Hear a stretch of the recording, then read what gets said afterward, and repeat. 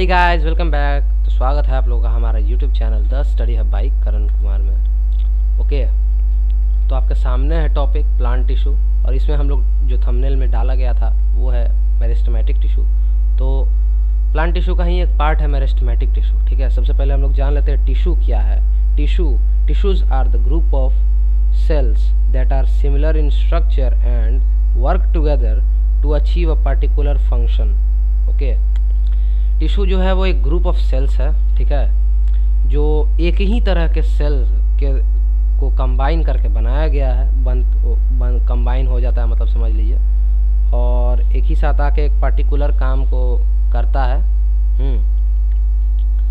तो आते हैं मेरिस्टेमेटिक टिश्यू में। मेरिस्टेमेटिक टिश्यू क्या है? Meristematic tissue forms a group of continuously dividing cell which help in growth of a plant। ठीक है, मेरिस्टेमेटिक टिश्यू जो है वो फॉर्म करता है ग्रुप जो कि कंटिन्यूसली डिवाइडिंग सेल्स का होता है, जो कि मदद करता है प्लांट के ग्रोथ में। ठीक है, तो सबसे पहले आप लोगों को इस लाइन से यहाँ से लेके यहाँ तक में आप लोगों को समझ में आया होगा कि जो मेरिस्टेमेटिक टिश्यू का सेल होता है वो डिवाइडिंग सेल होता है। तो इसका मतलब डिवाइडिंग सेल है, इसका मतलब ये परफॉर्म करता है सेल डिवीजन को, प्रोसेस को बहुत तेज़ी से करता है। ठीक है, as plant continuously grow throughout their life, meristematic tissue causes an increase in length and girth of plant.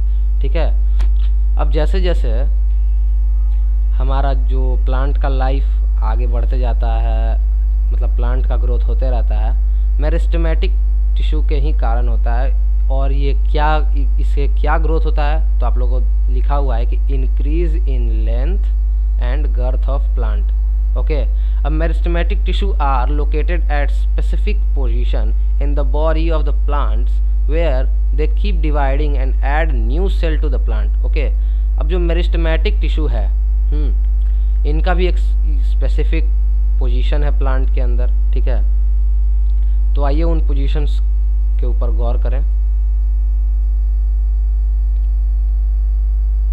Characteristic features of meristematic tissue. ठीक है, पहले मतलब जैसे आप लोग को बताया कि पोजीशंस पे गौर करें, तो आपको बता देते हैं। मेरिस्टेमेटिक टिश्यूज एक यहाँ होता है, एक यहाँ होता है और एक यहाँ होता है।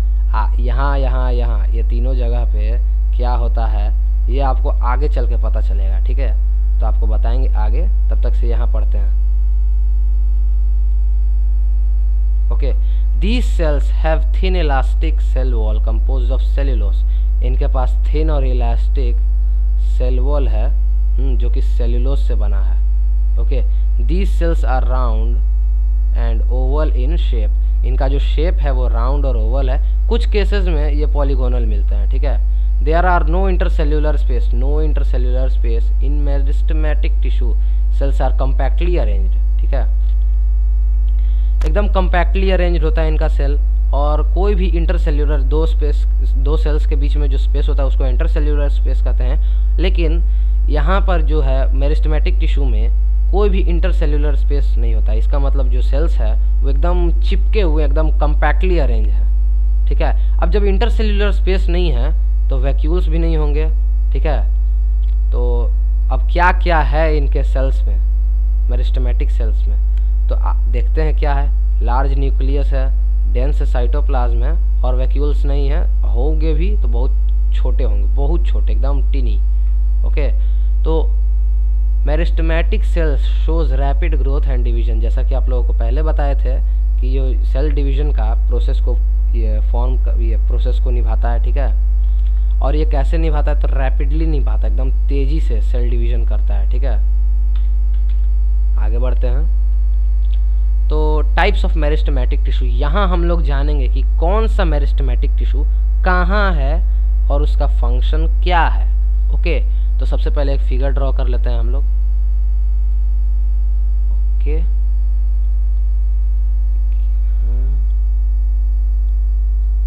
ओके, तो अब आते हैं। तो apical meristem, it occurs at the shoot apex of growing stem and root. There it is called shoot apical meristem and root apical meristem respectively. Apical meristem is responsible for growth in length of root and stem of the plant। ठीक है। तो जो हमारा है apical meristem वो हमारा होता है यहाँ ग्रोइंग टिप पे, ठीक है, यहाँ हमारा एपिकल मिलेगा आपको, ठीक है। तो एपिकल मेरिस्टम अब आप लोग यहाँ पढ़े, हम लोग अभी रीडिंग किए कि जो इसका लोकेशन है वो हम आपको बता दिए कि यहाँ है, आपको लोकेशन है यहाँ, ठीक है। और जो लेंथ को बढ़ाता है ऊपर, इसको और ऊपर लेके जाएगा और ऊपर बढ़ाएगा, वो कि कौन बढ़ाएगा, तो वो एपिकल मेरिस्टम बढ़ाएगा। ओके, तो आगे बढ़ते हैं। Intercalary meristem it occur eight base of leaves below the nodes and at the base of internodes. It is responsible for growth of leaves and internode in plants.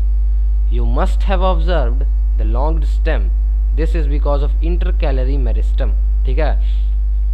तब बात आता है कि ये कहाँ ऑकर करता है, तो ये ऑकर करता है यहाँ जो नोड्स होते हैं, जैसे मान के चलिए नोड्स है, ठीक है, ठीक है। तो यहाँ एक नोड्स है मान के चलिए, या फिर यहाँ से एक ब्रांच गया, तो इसके पास में तो एक नोड्स होगा ही, ठीक है। और वो नोड्स के का जो ऑकरेंस है वो किसके वजह से होता है, इंटरकैलरी मेरिस्टम की वजह से होता है, ठीक है। उसके बीच में होता है, आपको मिल जाएगा इंटरनोड्स के बेस में मिल जाएगा आपको, ठीक है। और जो लीव्स का ग्रोथ होता है, लीव्स पत्ते, वो उसके लिए भी रिस्पॉन्सिबल है इंटरकैलरी मेरिस्टम, ठीक है। यहाँ पे आपको देखा होगा लिखा हुआ है it occur at the base of leaves, नहीं मतलब लीव्स के बेस, यहाँ पे ग्रोथ हुआ तो मान के चलिए यहाँ एक लीव है, ठीक, तो इसका जो बेस है यहाँ पे होगा हमारा इंटरकैलरी मेरिस्टम, ठीक है। और ये इंटरनोड और लीव का ग्रोथ का कारण कौन है, तो इंटरकैलरी मेरिस्टम है, ठीक है। You must have observe long stem, this is because of intercalary meristem. हम लोग ऑब्जर्व करते हैं कभी कभी लॉन्गेड स्टेम होता है, ठीक है। तो ये किसके वजह से होता है, तो इंटरकैलरी मेरिस्टम की वजह से होता है। अब आते हैं लेटरल मेरिस्टम में, इसमें बहुत मजा आएगा। ओके, तो लेटरल मेरिस्टम क्या है, it occurs on the side of stem and root and cause them to increase in girth. Basically, lateral meristem is of two types. is यहाँ पे होगा is of two types. Okay, तो कौन कौन है प्रकार, देखिए सबसे पहले आपको बता देते हैं कि इसका ऑकरेंस कहाँ है, इसका लोकेशन कहाँ है। तो ये जो गर्थ है प्लांट का, ये जो गर्थ है मोटापा यहाँ साइड में, यहाँ पे ये लेटरल मेरिस्टम आपको मिलेगा, ठीक है। अब ये क्या करता है, तो इसका जो मोटापा है ना, इसको बढ़ाता है, ठीक है। अब इसके भी दो तरह के होते हैं, ठीक है। तो एक होता है वैस्कुलर कैम्बियम और एक होता है कॉर्क कैम्बियम, ठीक है।